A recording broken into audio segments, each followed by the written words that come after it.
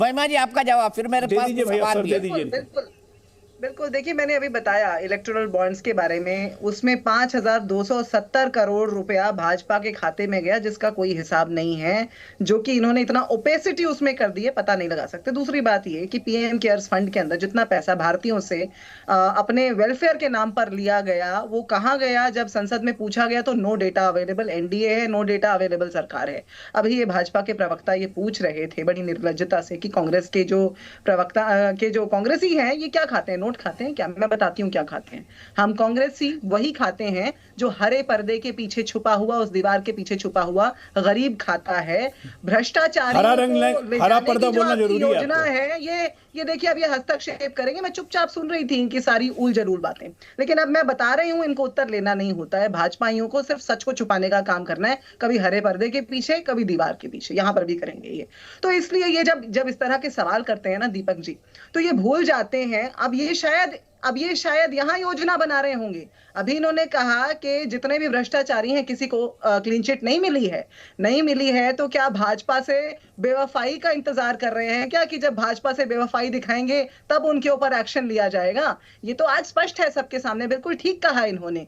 ये जो आज तस्वीर है इतनी सर्वविदित है कि इसमें कुछ कहने की आवश्यकता ही नहीं है। मैंने अभी थोड़ी देर पहले बता दिया, प्रिवेंशन ऑफ करप्शन एक्ट के अंदर क्या संशोधन किया गया, सूचना के अधिकार के अंदर क्या संशोधन किया गया, पिछले 9 वर्ष के अंदर सूचना के अधिकार के अंदर सूचना मांगने वाले कितने याचिकाकर्ताओं की हत्या हुई, कितना आज डेटा, कितनी शिकायतें, कितने जो अर्जियां हैं वो पेंडिंग हैं आज तक के इतिहास में। आज सूचना अधिकार के तहत सबसे ज्यादा अर्जियां पेंडिंग हैं, लेकिन भाजपा लगी रहती है सिर्फ हंटिंग करने में, वहां जहां जाकर के वो फिर ब्लैकमेल करें। अब ये ओडिशा के अंदर जरूर हो सकता है कि कुछ ना कुछ इतने नोट मिले, उसका कोई जवाब दे नहीं है। कर रही होगी। देखिए, आपके एमपी के घर से इतने नोट मिले हैं, उस पर जवाब दीजिए ना। देखिए, अभी भाजपा के प्रवक्ता ने यह भी कहा, अभी इन्होंने ये भी कहा कि हम बचाव करते हैं, या जब हमारे दल में, मैंने तो अभी शुरुआत में ही कहा, भ्रष्टाचार या कुरीति जहां पर भी हो, जहां सामने आए उसकी जांच हो और उसके ऊपर कार्रवाई। मैं आपको 1 मिनट टोकता हूं, मैं 1 मिनट टोकता हूं। गांधी जी का नाम लिया गया, राहुल गांधी जी और सोनिया गांधी जी, हमारे माननीय नेताओं का नाम लिया गया, भूल गए? दिनों दिन उनके ऊपर इन्वेस्टिगेशन हुआ, उनसे सवाल जवाब हुए, संसद से उठाकर ले जाकर खड़गे जी के साथ पूछताछ हुई। लेकिन अगर आज एनफोर्समेंट डायरेक्टरेट अपना जो है उसके ऊपर कोई कार्रवाई नहीं कर पाई है, कुछ नहीं मिला होगा तभी तो नहीं कर पाई है ना, वो बेल पर बाहर है। Bail is the right that every citizen has in this country. जब आप 95% मुकदमे विपक्ष के नेताओं के ऊपर करेंगे, तो क्या हम कानून में हमारे पास जो उपलब्ध अधिकार हैं उनका इस्तेमाल भी ना करें क्या? आपकी जो एक्सेस ऑफ पावर है उसको बर्दाश्त करते चले जाएं? Bail is a right of any citizen and an accused is not convicted. अगर किसी के ऊपर कोई आरोप लगा है, बेल एक्यूज को ही मिलेगी ना महिमा जी, किसी ईमानदार को बेल लेने की जरूरत है। बेल एक्यूज को ही मिलेगी ना महिमा जी, किसी ईमानदार को बेल लेने की जरूरत है। और मेरा एक सवाल आप दोनों से, अजय आलोक से भी, महिमा सिंह से भी, सुनिए मेरा एक पॉइंट सुनिए महिमा सिंह जी। ईमानदार को लेने की जरूरत है माने क्या?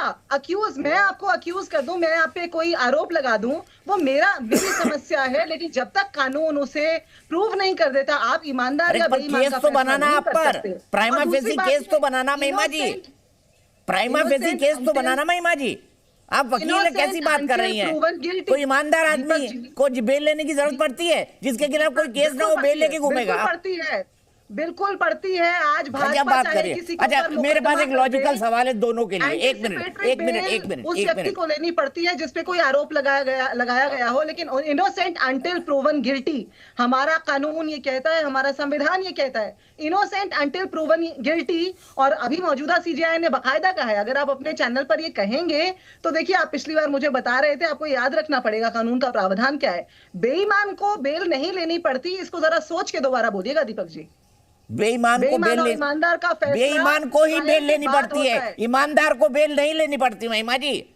शब्दों से मत खेलिए, मैं 30 साल से यही कर रहा हूँ। ये आपका चैनल तय करेगा क्या? आपका चैनल तय करेगा? ये कोर्ट तय करेगा। कोर्ट से भी पहले ना ये कोर्ट तय करेगा। मैं कहाँ दे रहा हूँ बेल भाई? मैंने कहा अगर आदमी ईमानदार होता तो मेरे पास दोनों के लिए एक सवाल है। अजय आलोक जी, मुझे ये बताइए सबसे पहले, नरेंद्र सिंह तोमर के बेटे का केस सामने है, आपने उस पर कार्रवाई क्यों नहीं की? उन्होंने पुलिस जांच के लिए लिखा, सीएफएल जांच के लिए किया, आपने वहां पर कार्रवाई क्यों नहीं की? और महिमा सिंह जी सुन ली, सवाल तो सुन लीजिए महिमा सिंह जी। हुआ उनका निरपराध साबित हो गए, बाद में 2G स्कैम के जितने भी अक्यूज्ड थे, तो जब उन्होंने बेल मांगी, आप कह रहे हैं तब वो बेईमान थे, बाद में वो अक्विटल हो गया, उनका निरपराध साबित हो गए। तो अगर पूरा समय आपके मीडिया ट्रायल चलते रहे और आप उन्हें बेईमान बुलाते रहे, आर्यन खान को आप लोग बुलाते रहे और उसके बाद निरपराध साबित हो गया, कैसे कह रहे हैं आप बेईमान को बेल नहीं लेनी पड़ती और ईमानदार को बेल नहीं लेनी पड़ती? ईमानदारी और बेईमानी का फैसला जब ट्रायल पूरा हो जाता है, जब जांच पूरी हो जाती है, तब होता है। और बेल का अधिकार, आज मैं आप पे आरोप लगा दूं और आपको बेल अपने संरक्षण के लिए लेना आपका अधिकार है, उसमें बेईमानी और अपराधी का सवाल ही पैदा तनुज नहीं होता। खत्री जी, आप एक मिनट सोच के रखिएगा, सोच कर गए। महिमा जी आप रुक जाइए, हम शास्त्रार्थ ना करें, मुद्दों की बात करें। मेरा पहला सवाल है जयालोक जी, नरेंद्र सिंह तोमर के बेटे के टेप पर किसी भी तरह की FIR, इंक्वेस्ट, पुलिस इंक्वायरी क्यों नहीं, जबकि उनके बेटा खुद लिख के दे चुका है पुलिस को? नरेंद्र सिंह तोमर कह रहे CFS में लिख के दे दिया मैंने, वो क्यों नहीं, उनको क्यों रियायत? और महिमा सिंह ये भी बताइए, आपके पास तो इतने राज्यों की सरकारें हैं, एक आदमी ने वीडियो दिया है ना, आप जांच शुरू करा देते, राजस्थान में करवा देते, आप छत्तीसगढ़ में करवा देते। दीपक जी जानते हैं, कांग्रेस की डिक्शनरी में बेईमान या ईमानदार कुछ नहीं होता है, सिर्फ समझदार या मूर्ख होते हैं, ठीक है ना? बेईमानी उमानी इन लोग से कहाँ पूछ रहे हैं आप? इतनी जोर से धुआंधार एकदम अपना प्रवचन दी मैडम ने, तो मैडम ये भी बता देती ना कि सुप्रीम कोर्ट तक गए थे ना, नाक रगड़ते हुए केस को क्वैश करवाने के लिए। सुप्रीम कोर्ट की क्या टिप्पणी थी कि बिल्कुल इस केस में प्राइमा फेशिया एविडेंस है कि ये घोटाला हुआ है और केस चलेगा, ट्रायल होगा, ये सुप्रीम कोर्ट ने कहा है, हमने नहीं कहा है। और बाय द वे ये केस हमारे शासन में दर्ज नहीं हुआ था, UPA के शासन में दर्ज हुआ था कोर्ट के निर्देश पे। हम तो हर चीज में जहां भी गड़बड़ होता है हम कोर्ट में जाते हैं, चाहे वो 2G हो, 3G हो, जीजा जी हो, कोल हो, हम कोर्ट में गए क्योंकि आप तो जांच ऑर्डर नहीं कर रही थी। आपको अगर हम में कोई दिक्कत लगती है तो कोर्ट में क्यों नहीं जाती है एविडेंस लेके? जितनी आप अभी ज्ञान वर्षा कर रही थी, अभी प्रिवेंशन ऑफ करप्शन एक्ट, फलाना और ढिमकाना और ये PM care fund, this and that, court में जाइए, एविडेंस दीजिए, कोर्ट बिल्कुल डायरेक्ट करेगा कि मुकदमा दर्ज करो। वो तो आपसे होता नहीं है, झूठ-मूठ का डिफेंस कर रही हैं। प्राइमा फेशिया एविडेंस में आज की तारीख में और जब ED बुलाती है पूछताछ करने के लिए तो आप उसका जश्न मनाते हैं, उसका प्रोसेशन निकालते हैं कि हमें प्रताड़ित किया जा रहा है। मतलब गांधी परिवार को इम्यूनिटी मिल जाए कि आप भ्रष्टाचार करते रहिए और जांच एजेंसियां आपसे सवाल भी नहीं पूछे। ये सेंस ऑफ प्रोपराइटरी जो है ना महिमा जी, ये छोड़ना पड़ेगा। देश बदल चुका है, आज का युवा वर्ग जागृत हो चुका है। ये सेंस ऑफ प्रोपराइटरी ना, ये सेंस ऑफ प्रोपराइटरी, ये सेंस ऑफ प्रोपराइटरी कौन चीज का आपका जवाब नहीं है भाई? आपकी तो ऐसी पार्टी है, नंबर 1 आपकी ऐसी पार्टी है जो भ्रष्टाचार नहीं करेगी ना तो मर जाएगी, सांस ही नहीं ले पाएगा, ऑक्सीजन नहीं मिलेगा आप लोग को ब्रीदिंग। मैं कहता हूँ ना कि क्या खाते हैं, अब 1 मिनट बीच में मत बोलिए। अब नरेंद्र तोमर पे आ रहा हूँ नरेंद्र तोमर पे भी आ रहा हूँ, क्यों हड़बड़ी? जवाब तो सुनिए।